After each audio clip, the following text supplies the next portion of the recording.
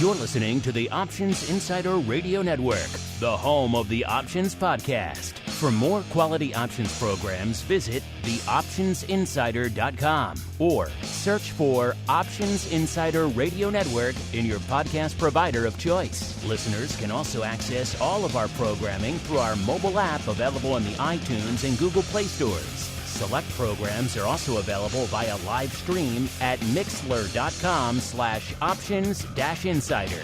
That's mixlr.com/options-insider. Don't forget to follow along with your favorite programs and submit your own questions for the hosts at twitter.com/options, stocktwits.com/options, facebook.com/theoptionsinsider, or via questions at theoptionsinsider.com.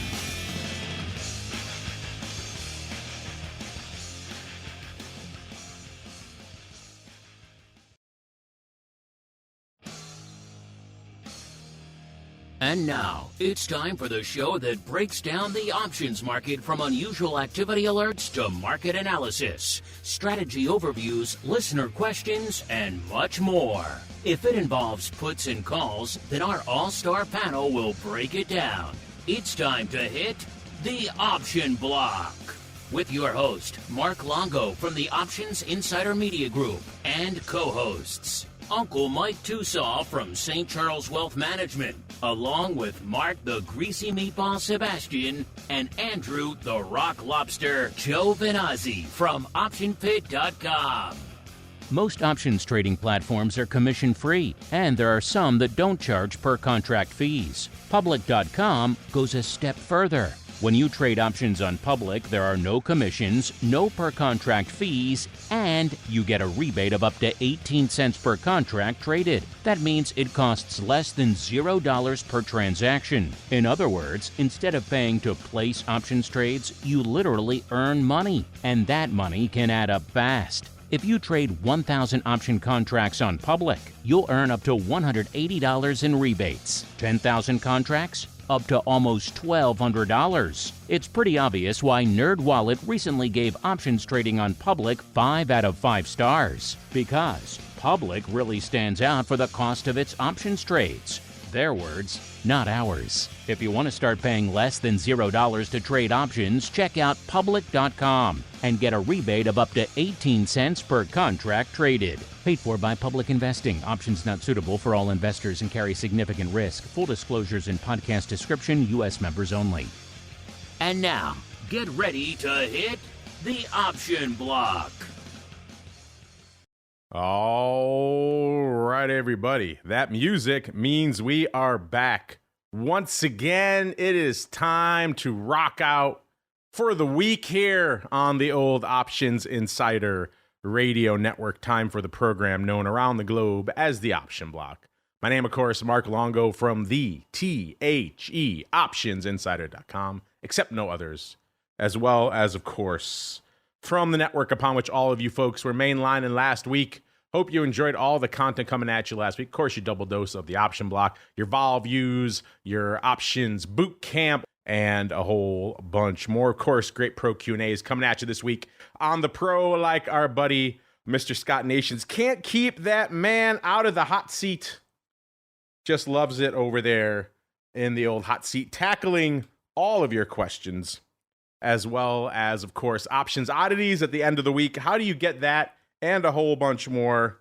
TheOptionsInsider.com/pro is the place to go. As we go around the horn, see who's joining us on the Monday edition of the show, our kickoff show for our broadcast week. We are joined once again by the uncleest of mics, Mr. Uncle Mike Tosaw, a.k.a. Mr. Microphone. If you know, you know. As well as, of course, the rockingest of lobsters, Mr. Andrew Giovinazzi from OptionPit.com. I introduce them now, listeners, because they are getting ready. They are putting their hands on the buzzers. They are polishing up their 80s trivia knowledge because it is time once again for them to go head to head in our 80s trivia challenge. Here we go.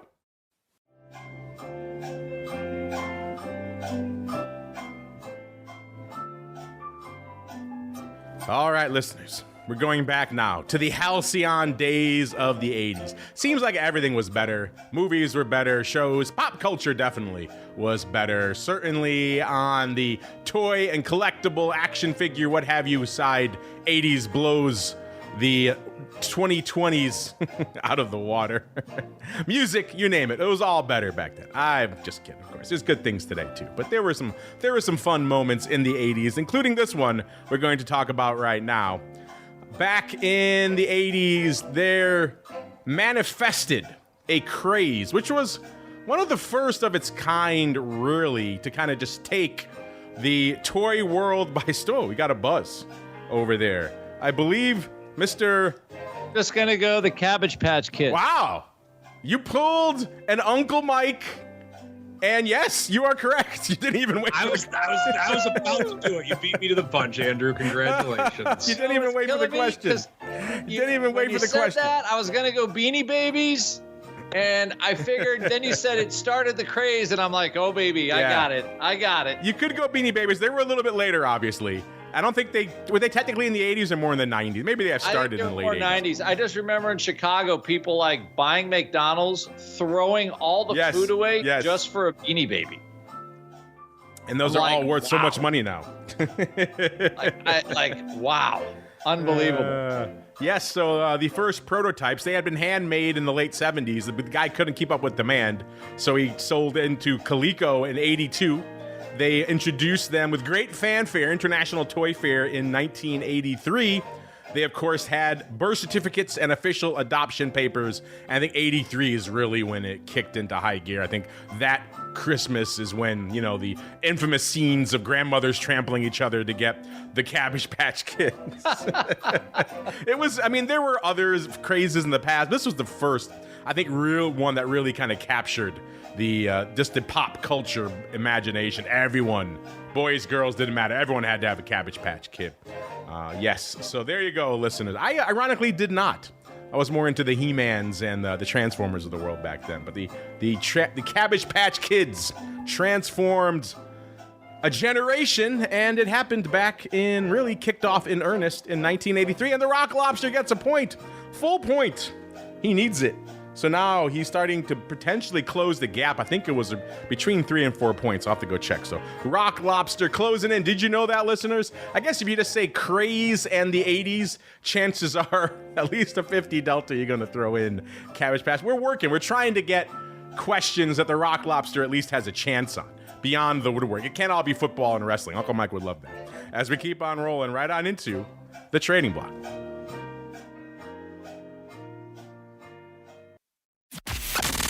It's time to break down the latest topics, trades, and trends in the world of options. It's time for the Trading Block. All right, everybody, welcome to the Trading Block, the portion of the show where we break down what the heck is trading out there.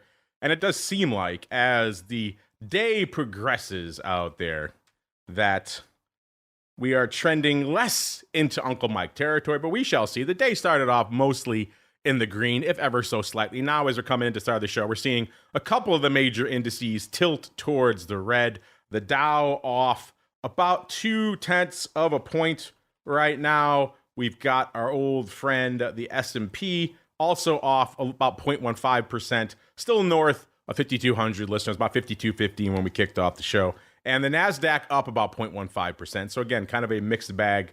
Kind of depends where you look, what kind of day you're having out there. Small caps up about 0.25%. So small caps still feeling their oats out there. But again, it's kind of one of those mixed to slightly down days. That means our friend VIX actually getting the weekend back and then some, up almost 0.9 from where it closed on Friday. Coming in to start of the show is at about 1335. That puts it up about 0.2 of a point from where it was on the Thursday show. So not losing, that's certainly something. And VVIX still hanging out at a 75, unched from last show. Of course, if you want a little bit of a deeper dive into VVIX and where we're hanging out historically right now on the VVIX front, then check out our conversation. I kind of dove into a little bit of VVIX history. Short story there, though, is that we're hanging out at some fairly rarefied air. Once you dip below 75, it doesn't really happen too often. You got to go back a ways to find those moments. And a 60 handle, I had to really go back and dig for that. I think it was March of 2014 we discovered the last time we got into the high 60s. And that is extremely low. So VVIX, we've said it before, once it gets to 75, you might want to start paying attention. But then again, we are heading into that season where folks don't mind letting some vol go. So it is possible this time of year we might hang out here a little longer than we would otherwise. But intriguing stuff, certainly worth paying attention to. And now we have to pay attention to the Rock Lobster. He has a rare moment of victory this week. Mr. Rock Lobster, I already said I did not own a Cabbage Patch Kid. I do recall my elementary school at the time, I think, having like a Cabbage Patch Day, and everyone would bring them. That's how big they were. Even schools were celebrating them. But I did not have a Cabbage Patch Kid. Were you a proud owner of a Cabbage Patch Kid? And what are your thoughts on the whole craze? And B, what's catching your eye in a mixed start to the trading week? Weren't they like kind of like those fat-headed kid doll things? Pretty much. That was the upgrade. Literally, the head looked like a cabbage. Yeah, exactly. That's the upgrade Coleco made. They made the head plastic apparently, and that was the big selling point. Let's see. That was 1982. The toys I was playing with was my '67 Camaro. So the answer is no. You could have had a Cabbage Patch Kid riding shotgun with you. Yeah, no, I had the '67 Camaro. My dad actually bought it when a little after he got married, and he kept it in the garage and he fixed it up for me. And no 16-year-old boy should have a '67 Camaro with the 350 in it. I'm just putting it that way. So just to reiterate, you had to leave early on Vol Views on Friday to launch your yacht, and you had a 67 Camaro when you were 16 years old. You live in some first world problems, sir. I definitely first world. I was trying to remember, sometimes the back wheels are never on the ground. The fact that I'm not dead is probably just a miracle. Yeah, the one thing they say don't give to a teenage driver is like a muscle car. Any car with too much power, and your dad gives you a literal muscle car. It was a great car. That's all I can say. Anyway, rest in peace to my dear old dad. But yeah, so I definitely did not have a Cabbage Patch Kid. What made me think of it? Divine inspiration only at this point, because Tosaw is wiping the 80s floor with me. I can't even blame wrestling anymore. So what's catching my eye? CPI. So there's two. This is the 1-2 punch of the market, right? What makes America great? Innovation, right? We can innovate and create new things. And like right now, every chip stock is getting ready for NVIDIA. You know, I'm just looking at all the chips today. Everything is a little bit green on that. Gets everybody, gets the juices flowing for people. Vol turned a little green, mostly because it's kind of a buildup to this CPI number, PPI number. I think they're pumping some juice back in.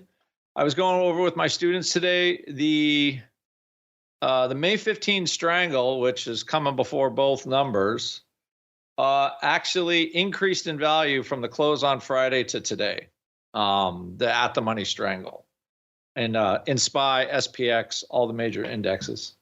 So, you kind of got vol going back in. So if you're like thinking, I'm just going to sell that and get the weekend juice for that juicy strangle, it's 10 cents against you today.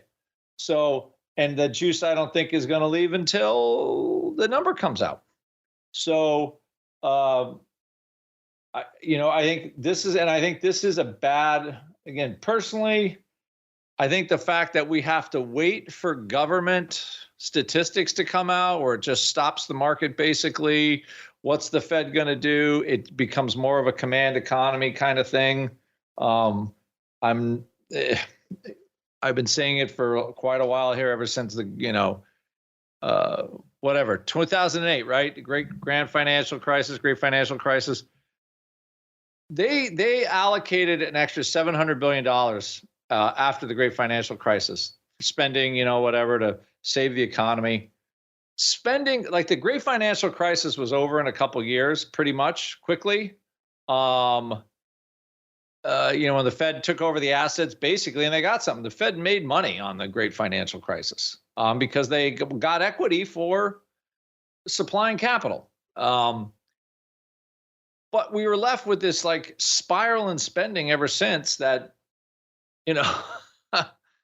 it's like we're still spending above 2020. Like, why does the budget have to be 40% bigger than it was in 2020? There's no COVID anymore. Unemployment is 3.5%. Like what? So anyway, so my short answer is you've got the one vein of innovation, tech, AI, right? Definitely getting people excited about the growth, internet, and just like the scale.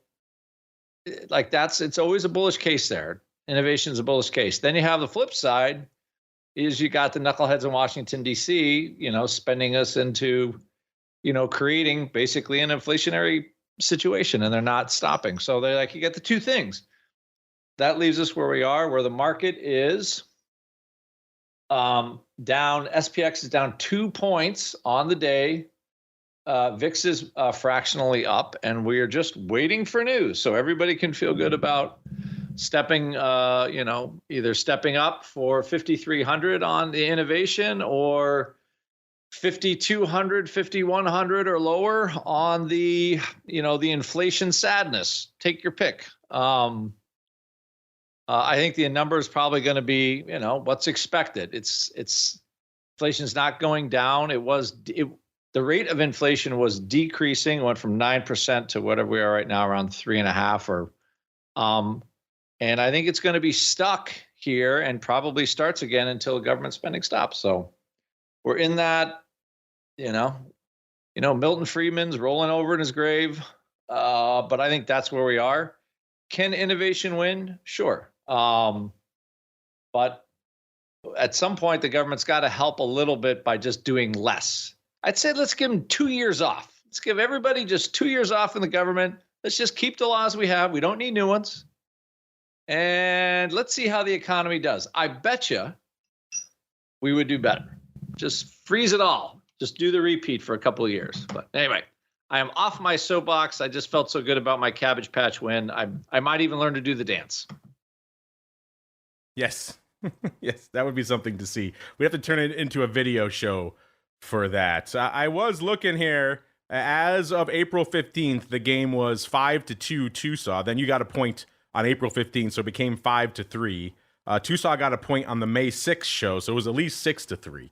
I'll have to go make sure. I have to go get the April 29th score to make sure. But it was somewhere around 63, I think. So you're bringing in a point. So you're closing the gap. It could be 6-4, or it could be 7-4. I'll have to go see. Or maybe we had no points that week. But there you go. So at least you're closing the gap, Mr. Ra. Who knew Cabbage Patch Kids were your thing? As we keep on rolling, we go out to the land of St. Charles. I don't know, Uncle Mike, were Cabbage Patch Kids all the rage in the hinterlands of St. Charles? If you have any thoughts on these easily adoptable, cute little characters here. And then B, what's catching your eye in I guess if you're hanging out in small caps, still an Uncle Mike, I should say, type of market. Well, so I mean, in my world, I grew up in Aurora. I was living in North Aurora at the time, and Cabbage Patch Kids were huge.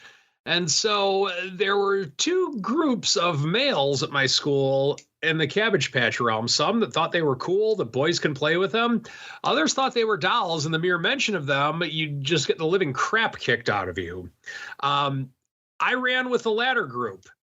And so I did not want one, wanted nothing to do with it. I was perfectly happy with my G.I. Joes, my He-Mans, and my Transformers, and even to some extent GoBots. Only true 80s people will know what a GoBot is. You had some GoBots. Oh, hope you still have those. Probably worth some money. I wish I did, but I don't, unfortunately. But one Christmas, my aunt thought it would be so cute because her daughter, my girl cousin, who I'm still close with to this day, had liked to play with dolls, and she would babysit me at times, and she thought it would be so nice I could play with my Cabbage Patch doll and her doll. And she wanted to make it masculine, so she got me a Chicago Cubs Cabbage Patch Kid because I was a diehard Cub fan at the time. And she thought it would be a great gift, and in theory it is, but unfortunately Aunt Carol didn't know what I would go through at school if word ever got out of me owning a Cabbage Patch Kid. So my Cabbage Patch Kid stayed in under lock and key and never really saw the light of day out of fear for my life. So that's kind of my Cabbage Patch Kid. You never filled out your adoption papers and sent it into the HQ? No, it never saw the light of day. I loved my Aunt Carol, still love her very dearly to this day. But that was one to where I didn't want to hurt my Aunt Carol's feelings, but I also valued my life at my school. So it didn't exist in my head. It just kind of just stayed in the back of my closet where no friend could possibly see it. And my Cabbage Patch Kid didn't exist. You ran with a tough crowd in Aurora, sir.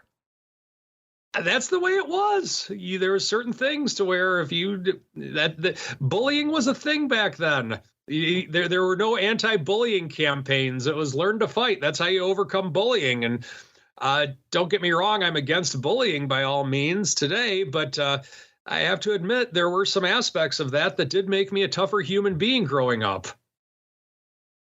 There you go. It all comes back to Cabbage Patch at the end of the day. The hidden depths of Uncle Mike, sir. And what's catching your eye in I guess if we do it right now, still a slightly Uncle Mike type of market. For sure. Yeah, you never know what kind of answer you're going to get with me between Patriots 80s history and Cabbage Patch Kids. You never really, or IHSA March Madness basketball. It all comes. Surprising depths of late, sir. No doubt. So in terms of this market of where we're at today, Apple continues to go up. It's up almost 2% on the day-to-day. We have that. Excuse me. S&P is relatively flat on the day-to-day, so I guess technically right now, with it is almost exactly flat. I'm not going to try and say it's one side or the other because it'll just move too fast on me. We have the VIX up 8% on the day, or 1 point, but I'm willing to bet that has something to do with the weekend effect. I'll save that one for Andrew to elaborate on if he ever cares to, which he has many times, very brilliantly, I might add. And so on there, bonds are also relatively flat. So what I think the market is waiting to see, or what I think the market's really waiting to see in terms of, is it going to move more or move less? I actually don't think it's going to be news driven based upon an announcement. It could be, that could be like the time that it actually does make its move. But I think the market, it's kind of like the 8th grade dance where nobody wants to get on the dance floor. And everyone just kind of, the boys are at one end of the room and the girls are at the other end of the room, and no one wants to make a commitment and start dancing. 52.64, the all-time highs of the S&P that were made a few weeks back, we're getting pretty close to them. We're roughly 1% away from that.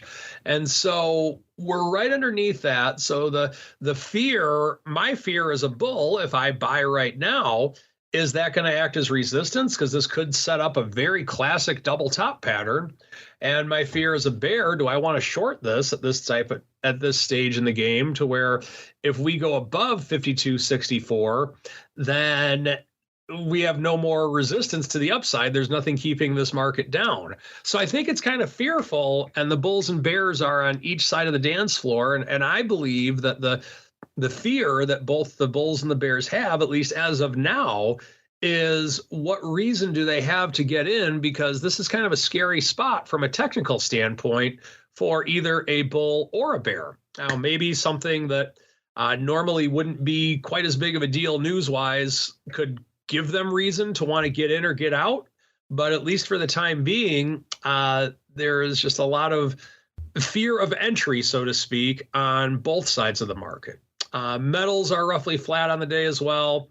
And really not a lot of overall movement on this market as of today. And Apple's probably the biggest thing that's lighting up my tape. And we'll see where it goes. And that's my story, and I'm sticking to it. Let's see what the rest of the market is sticking to out there today, listeners. And again, as it usually is, it depends where you're hanging your hat, what kind of day you're having. If you're hanging your hat out there in the vol space, then you're actually having a pretty decent day. Nearly 600,000 contracts on the tape already in VIX land. 597 to be precise. The ADV has fallen a bit down to 885. Still impressive. Certainly seems like we're going to hit that today. Last Monday, as you'll recall, we tried to parse it a bit more on vol views. I think the once in future and now present, he likes to call himself Dr. V-Stocks now, doing all the V-Stocks crunching. he was going to look even more into that trade because it was a funky one. It was a synthetic short against some short calls and then some long puts. It was all over the place, but it was a couple 100,000 contracts. That was kind of gumming up the works on Monday. Today, what's the big dog out there today? It's the May 15. So playing pretty close to the fire, going up 67,000 times. Let's see, what are those bad boys trading for today? May 15's trading about 30 cents. Well, these expire on the 22nd, so they got a little bit more time. I thought they were going out this week, but no, these are next week. So that explains why they're going up for 30 cents. But there you go, 70,000 nearly of those, followed by number 2, 38,000 of the May 13 halves, also expiring next week. These obviously a little bit closer to the fire, 13 half strike. These are going up for about 66 cents. So there you go, 66 cents for the 13 halves or 30 cents for the 15s. You like either of those, listeners? Would you prefer to sell one or both? I'm curious. Either way, those are lighting up the tape today, adding to that 600K nearly on the tape out there in VIX land. SPY looking like it could use a little bit of an infusion of paper from VIX today. Only 3.5 million contracts right now. I'm trying to remember the last time we've seen SPY this light by this portion, about halfway through the show. That's pretty light. That's close to 1 million contracts below where we usually expect, somewhere between 4.3 and 4.5 million right now. The ADV, 8.43 million. Doesn't seem like we're going to get there today. The S, also light, 1.36 million. The ADV, about 3.12 million. Usually we expect the S north of 1.5, probably closer to 1.75 million this time of the show. So S&P 500 looking light to start the week. Small caps roaring out of the gate. 780,000 contracts on the tape for IWM. They seem well on their way to hitting their ADV of 1.35 million. And the Qs also looking pretty anemic. You know, this time of the show, listeners, Qs can be expected pretty reasonably to be around 2.2 million on the tape. Today, less than 1.47 million. So pretty much light paper everywhere except small caps and VIX today, which is kind of interesting. The ADV in Qs, by the way, 3.69 million. Let's get out to the single names. Is it a banger day out there in single names? Well, the answer is kinda. It's certainly a respectable day out there, listeners. It cost you 232,000 contracts. That's not nothing. That gets us to our old friend Robinhood catching a little bit of a bid out there today. It seems like everything memey is kind of on the rampage today. We'll get to that in a little bit. But Robinhood, of course, the broker of choice for many of those meme traders. $16.91 up about 70 cents today, or about 4.2%. So popping hard today. Doing 232,000 contracts. They could use a lift because they had a rough kind of week last week. They had sold off. They had rallied up to about $19 and change before selling off the end of the week down to about $16. They had given up about $3 and change from their highs. So a little bit of a lift today, probably not unwelcome news for the bulls out there in Hoodland. Number 9, it's SoFi, 714 up about 20 cents, nearly 3% for them. Good for a little bit north of 250,000 contracts. And the number 9 spot. Number 8, the Amazonians. That's a rare early appearance for the Amazonians today. Only 260,000 contracts. Not much lighting up the tape out there in the newest member of the Dow. 186, pretty much even, off a little over $1.25 out there. So kind of a rounding error day right now for the Amazonian. Even though they've had a larger range outside, they had almost a $3 range. 185 and a third to the downside and about 188 and a third to the upside. So almost exactly a 3-point range on the day. Hanging out obviously near the lower end of that right now. Good for number 8, 260,000 contracts. Number 7, Palantir, also getting a mild lift. They shot a little higher earlier this morning, up to about 21.20. Now they're about 20.86, up about 1/4 on the day, about 1.3%. So kind of giving up some of their upside today. Good for 267,000 contracts. And the number 7 spot, number 6, I guess China is hot again. It's Baba, 84.40, up 434 today, about 5.5%. So I guess, again, China getting the love today. Number 6, 362,000 contracts. Number 5, GameStop. This is where I said you might be hearing some meme names. Apparently, guy with a headband tweeted that he was sitting up. And that was enough to spark this 65% rally in GameStop. $28.95, up about $11.50. You're going to hear more of these kind of 2021 meme stock names popping hard again off this character with the headband tweeting that he was sitting up, returning to X. I kind of hoped that we were past some of this in the market, but apparently not, especially in these names. They'll take whatever catalyst they can get to pop them hard. And again, GameStop popping nearly 12. How high did it get today? It got to $38. So it has given up 9 handles from the high, 38.20. My goodness. What are we doing, listeners? I know it's not you folks. I know it's not our listeners who are out here pumping these stocks to high heaven off just a tweet. But let's all just stop and think a little bit. I thought we had moved past this collectively as a market. Calmer, cooler, saner heads were prevailing. Our audience, I know, you're the sane folks out there, but somebody is out there. I guess if you want to do some momentum trading against these fools, then you can. Have at it. But yeah, just somewhat disappointing. But hey, that's what we're seeing in the market out there today. Number 5, GameStop. Good for the options market, 478,000 contracts. They'll take the paper if they want to give it to them. Number 4, yes, I said number 4. That's how hard the meme nonsense is pushing things today. NVIDIA all the way down at number 4, 902 even, up about 3.25 today. Good for 624,000. So a pretty light day for NVIDIA. Number 3, it's Apple. Apple actually looking kind of robust. They kind of finally said the magic words, which is AI. They're going to put ChatGPT into their new assistant on their new upcoming phone. So you say the magic letters of AI and you're going to get a pop. Today they're up $3.50 or 1.95%, but it's not enough, listeners. It's not enough to make even the top 2. Number 2. Yes, I said number 2. It's Tesla. 171.5, up $3. Why are they popping today? Because why not? Day that ends in Y. Not even 1 million contracts for them, 966. What could trump Tesla and NVIDIA, listeners out there? Yep, it's AMC. We were just talking about this name just last week on the network, I believe, into how far it had fallen down. It was trading around 3, might have even been 290 at that point. Yeah, it's up $1.40, so it was around 290. But it's trading 4.25 right now, up $1.35. Of course, this driven by this meme frenzy. Again, off a tweet, one tweet.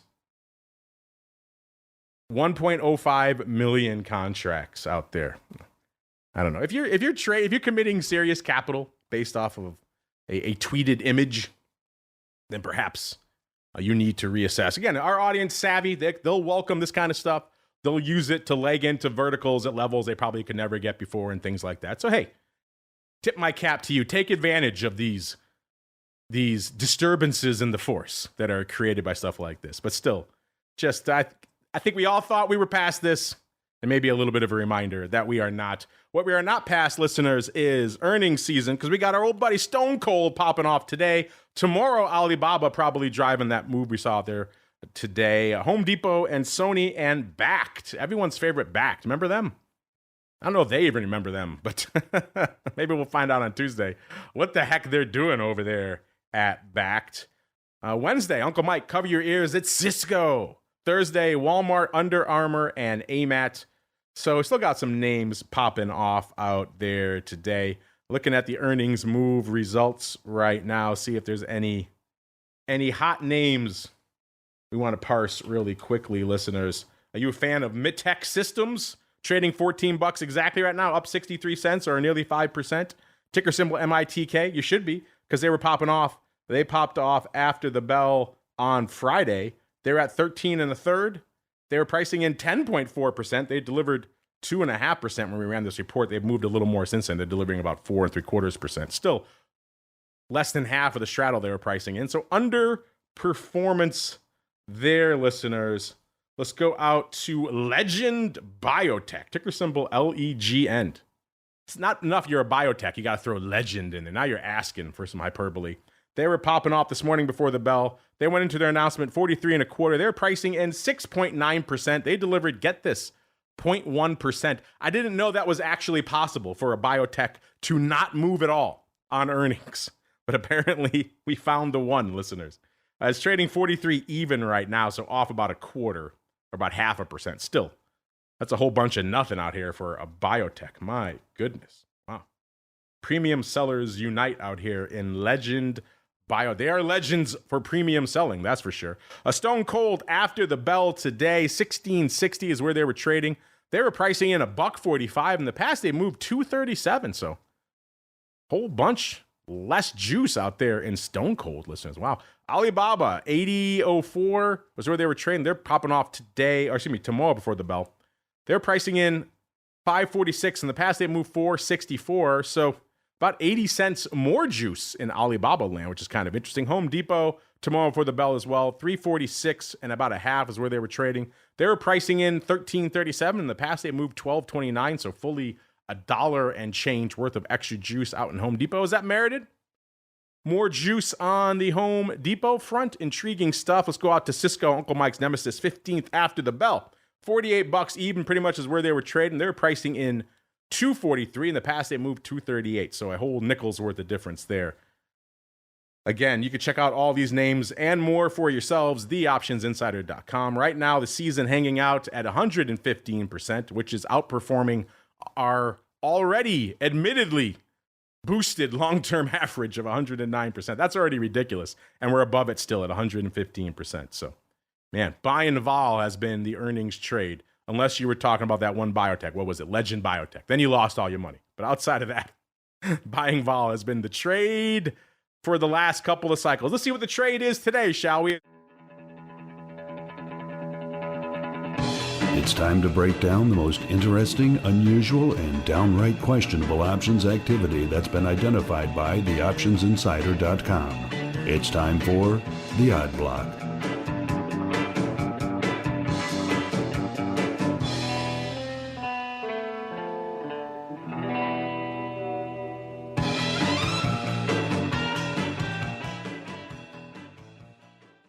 All right, everybody, welcome to the Odd Block, the portion of the show where we get weird, we get wild, we get perhaps whimsical. And Mr. Rock Lobster, stop me if you heard this one. Somebody is buying puts on a REIT.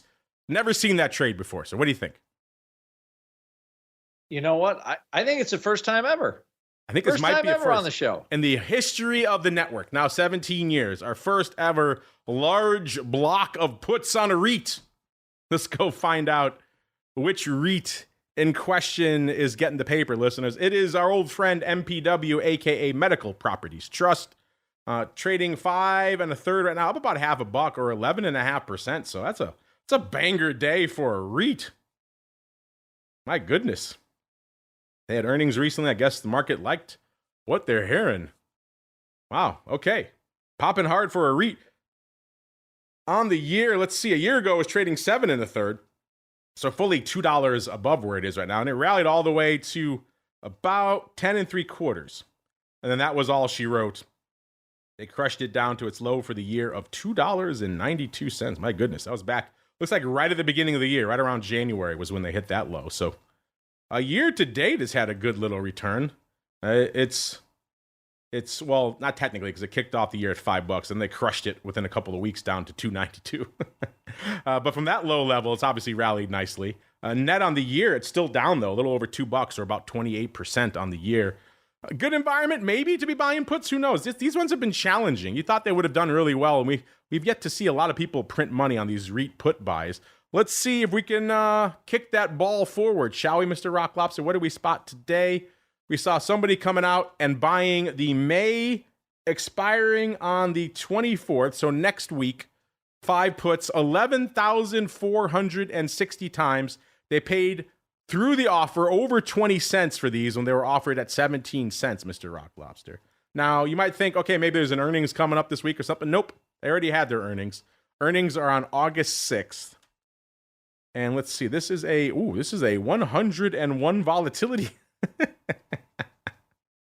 That's a lot of juice to pay for a 2-week REIT put, Mr. Rock Lobster, with no earnings, no anything else. 5 puts going out in 2 weeks, almost 21 cents, 101 vol. What say you, sir? Well, I thought I was reading that these guys might have declared bankruptcy, something like that. I was trying to see if they don't have any news right here, but I could have sworn they had an adverse news event. Now, the stock is up, so I'm not quite sure what's going on with them. You would think, like, if I'm going to rent property to something stable, you would think like hospitals, doctors' offices would be pretty good, right? But apparently that is not the case. So, yeah, I'm not sure what is going on with this one, but I thought it was declared it was banked, but clearly it's not because the stock's going up. So I don't know what is going on with this one, but this did come across my tape because we had mentioned this before here. And I have it on a list, but I didn't quite see what the news was on it. So, but why would you pay 20 cents? I don't think this is terrible considering the fact that it was just $4.40 not very long ago. So maybe they're rationalizing, they're cutting their dividend. I'm not quite sure what's going on, but it's definitely a very cheap property for the dividend it pays. So I'm assuming there's some kind of dividend shenanigans or something going on with it. All right, Mr. Rocklops, you talked about buying puts on a REIT. Allow me to flip the script on you. Have you ever heard of anyone buying calls on a REIT, sir? It's been a while. It has been a while since we've seen a call buyer on a REIT, to be quite honest. Let's find out, shall we? What are we up to today? We'll go out to Arbor Realty Trust. Apparently they buy their REIT that invests in trees. Ticker symbol ABR. I'm joking, of course, listeners. $13.50, up about nearly 50 cents or 3.6. So it's a banger day for a lot of these REITs. Popping hard out there today on the year. Let's see, a year ago was 12 3/4, up about 80 cents roughly on the year, 6.25%. Not bad for a REIT. It did shoot up as high as about 17 3/4 back in July of last year. Then got crushed down to its low of 11 3/4. My goodness. $6 sell-off in November, and then popped right back again by December 26th. It was back up to 16.20 or so. And then they got crushed again. This is a volatile REIT. My goodness. Right back down to $12 again in February. So they tried to rally it multiple times. It lost steam every time. They crushed it again recently down to $12 back on April 16th. Since then, it has rallied $1.50 pretty much from there. So is this next rally going to fizzle as well? Is it going to have some legs? I guess we'll find out. Somebody's, I guess, looking at this chart, Mr. Rock Lobster, thinks it's got room to run on the upside, and it has popped in the past. They bought 5,000 of the June 15 calls to start this morning. They paid about a quarter for those. So they were 20 at 25. They lifted the offer. Then looks like about a little over an hour later, almost an hour and a half later, they came back in. So how are these calls now? They were 25 at 30. They said, we'll pay 30 for 5,000 more. So they did a total of 10,000, obviously 27.5 cents on splits here, listeners. And then also worth noting, they did about 7,000 of these 16 calls today. Those are a little bit harder to suss because there's OI going back to March on those. Doesn't seem like they were taking those off. It seems like they could have been buying more, but it's hard to tell with the existing OI. It's close to the level of the OI out there. I don't think they're rolling down. Doesn't look like they were selling 16s, and they were a different time that they went up as well. So this seems like there was, in general, Mr. Rock Lobster, a call palooza up here in Arbor Realty Trust. In particular, actually, there were a total as of the start of the show of 14,000 of these June 15s that had gone up. So they clearly like these, sir. What are your thoughts? Buying calls in a REIT, we don't see that too often. It's been a while, which you kind of makes you think about why. Why are, they're doing it sort of into this inflation news. Like, I'm, again, kind of interest rate sensitive, these things. So I find it all very curious. Now, this is another huge dividend, like close to 10%. It's almost 10% a year at this point. So maybe people are betting, again, if buying these, that, okay, on a soft inflation number, a high paying dividend, a high paying REIT that pays a high dividend, if you get kind of the flatter inflation number, it would pop a company like ABR. That's my thought there. Structured businesses, diversified, kind of finance flimflammery stuff. So that would kind of pop this stock. So let's see here. They're paying the 15 calls are pretty aggressive for a REIT. But I mean, if the stock was trading $16, so I mean, it is inflation sensitive, it's rate sensitive. So if this is kind of an okay number, benign number, like somebody knows, like the stock could be maybe $15 in a month, and I think that's what they're betting. So, I mean, it's reasonable, but I think you would need a catalyst for it to pay. Let's say a great CPI number, for instance. Yeah, you need a serious catalyst. By the way, guess what the Arbor Realty Trust invests in? Not trees, even though the name might indicate that.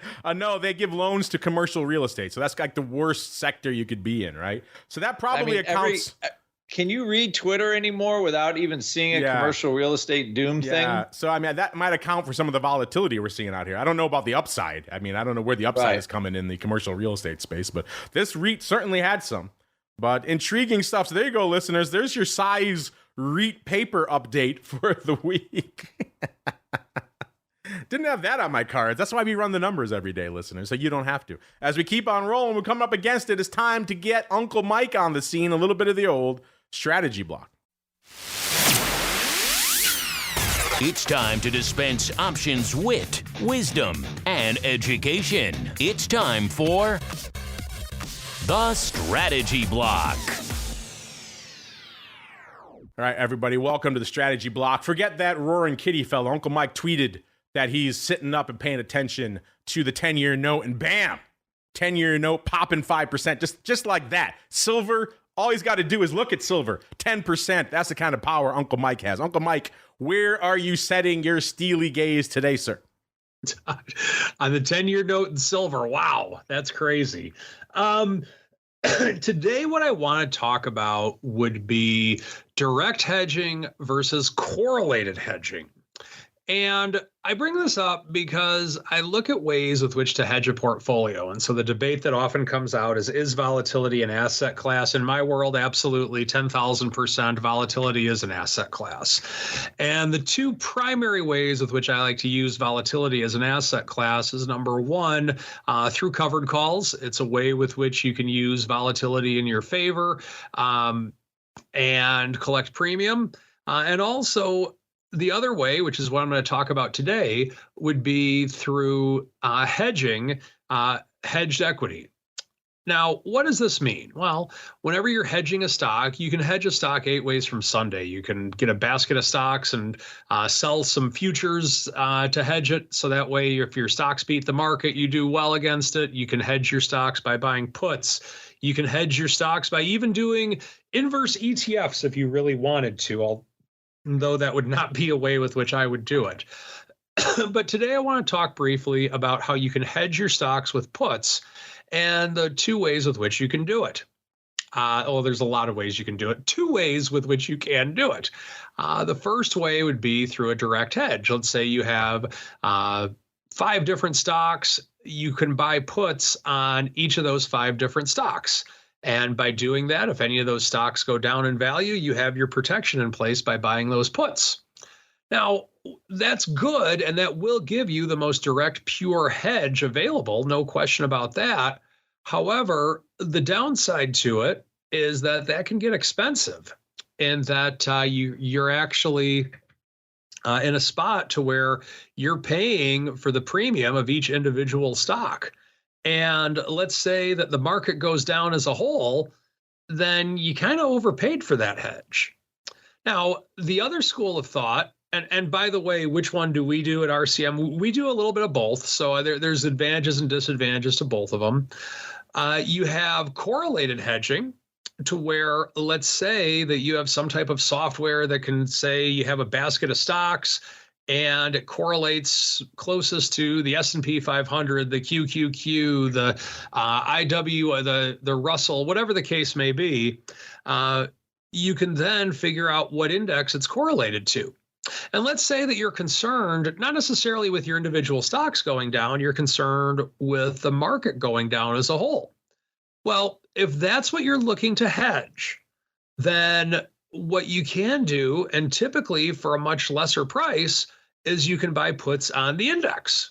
Now, the disadvantage, of course, is let's say that you had a basket of 20 stocks and one of the stocks goes down significantly, and that drags down the value of your portfolio, and the stock going down goes down for a reason independent of the market. Well, then your portfolio could go down and the market hedge really won't help you much.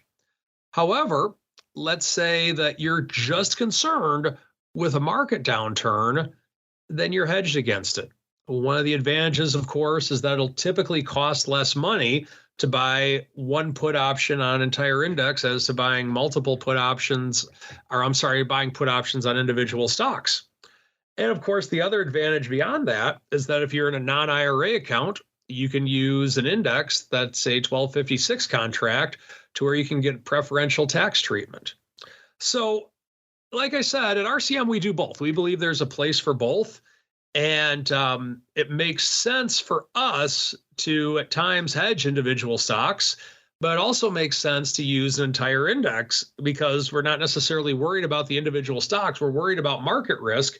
So we hedge what we ultimately want to hedge in the most efficient way possible. And that is the difference between a direct hedge and a correlated hedge, which I'll be doing a webinar on next week. But spoiler alert, I'll be talking more about that in Around the Block. Look at you giving the teases as we head right on into Around the Block. It's time to tell you what we'll be watching on our trading screens until the next episode. It's time for Around the Block. All right, everybody, before we get to Uncle Mike's webinar and what he's watching, let's see what you folks are paying attention to right now out there. We asked you folks last week, do you think we'll have listed 0-day options in Tesla, Nvidia, and Apple before the end of the year? And it was an exact tie, 37% each for yes and no, and about 26% almost, 25.9% for I don't trade 0 DTE. So our audience split on that. It's reasonable. I can see a reasonable split. I know which way I would lean, probably no. But let's get to the question of the week that just went live a few minutes ago, listeners, which is along those same lines. Another hot topic you wanted us to talk about down at OIC, which we did. Look and listen to the Robinhood chat now, more to come. Do you think that the options on the Bitcoin ETFs will be approved this year? It's very simple. Yes or no. So let's go around the horn. Let's go to the rockingest of lobsters. Mr. Rock Lobster, do you think we'll see options on the Bitcoin ETFs before the end of the year? And then B, what are you keeping an eye on until the Thursday show? Bitcoin ETF options, I would say, yeah. As soon as they can. I mean, I don't see why they would be waiting, to be quite honest, at this point. Well, they've already rated about 4 months. Yeah. So I did, I don't know what they're waiting for, but I think they're going to happen. And I'm watching. We were very close to all-time highs. I think after this inflation number comes in, kind of expected, it'll be slightly hot, but everybody expects it, or even if it's expected, and we will be moving toward 5,300 in very quick fashion. Interesting. Uncle Mike, same question for you. As our resident optimist, do you think we'll see the options on the Bitcoin ETFs in our hot little hands for the end of the year? And then B, what are you keeping an eye on for the rest of the week until the Thursday show? I know I'm very optimistic on getting options listed quicker than even people who know way more about getting options listed think they're going to get listed. So take this with a grain of salt, listeners. I am overly optimistic. I think magically there will be a way to get more 0 DT individual equity options listed by the end of the year. I know I'm crazy for thinking of it, but I'm just a crazy guy. And so with that, I also think the Bitcoin ETF options will be listed by the end of the year. So maybe I need to come up with like a bearish long-term strategy for it or something. I don't know. But anyway, I do think it's going to happen. And in terms of what I'm watching, definitely the all-time high of the S&P 500. I think that is the big number that technicians, it's a tough nut to crack right now. And when we get some type of an excuse for the Bulls and Bears to get on the dance floor, it'll just be like some type of fun 80s song coming on to where that'll get them on the dance floor. just like the Cabbage Patch Kids. It all comes back to the Cabbage Patch Kids at the end of the day. Unfortunately, listeners, that music means we're out of time here for the old OB this week. But Uncle Mike, he already teased us with what he's got coming up. So let's go out to the land of St. Charles now. Mr. Uncle Mike, sir, if folks want to kick the tires and light the fires on this cool new webinar you got coming up, where should they go? What should they do? I'm going to be putting this out within the hour. Follow me on Twitter at Mike Tosaw, Tosaw. Follow me on LinkedIn, Mike Tosaw. I will be putting out a link to the webinar. It is going to be on Tuesday evening, the 21st. Going to talk about dynamic versus correlate. I'm sorry, we're going to talk about correlated versus direct hedging. And I got a new piece of software I'm going to be showing you to where it's kind of like the Victor Kiam situation, to where I liked the company so much. I actually own a little bit of it now. So I'm excited about that and just talking about some things that I do as well. So check me out on Twitter and on LinkedIn for a link to the webinar. There you go. Give him a follow at Mike Tosaw, Tosaw, to learn more. Mr. Rock Lobster, where should folks go if they want more learning in their lives? Yeah, go to optionpit.com, 888-TRADE-01. Call them up and say you get 10% off anything if you heard it here on this show. I'll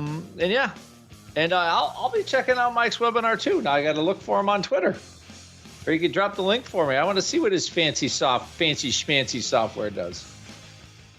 There you go. Fancy schmancy indeed. In the meantime, check them out over there in the land of optionpit.com. And also head on over to public.com, Public.com, the place to go to kick the tires and light the fires on the latest platform to join the options fray. Bringing something new to the table, a rebate, which is kind of interesting. So at the very least, it's worth checking it out for those purposes. And at the very least, reach out to them and say, hey, we heard about you on the Options Insider Radio Network. Even if you don't sign up, that goes a long way to helping to support the network as well.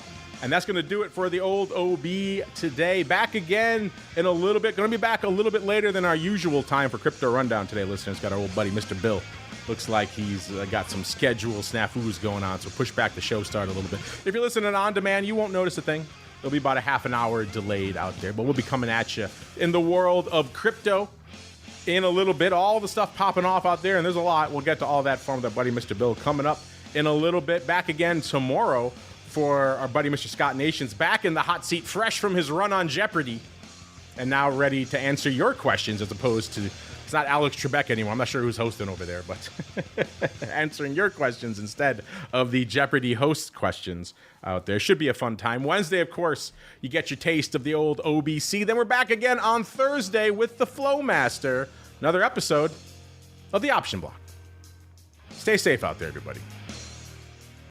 Most options trading platforms are commission-free, and there are some that don't charge per-contract fees. Public.com goes a step further. When you trade options on Public, there are no commissions, no per-contract fees, and you get a rebate of up to 18 cents per contract traded. That means it costs less than $0 per transaction. In other words, instead of paying to place options trades, you literally earn money, and that money can add up fast. If you trade 1,000 option contracts on Public, you'll earn up to $180 in rebates. 10,000 contracts? Up to almost $1,200. It's pretty obvious why NerdWallet recently gave options trading on Public 5 out of 5 stars. Because Public really stands out for the cost of its options trades.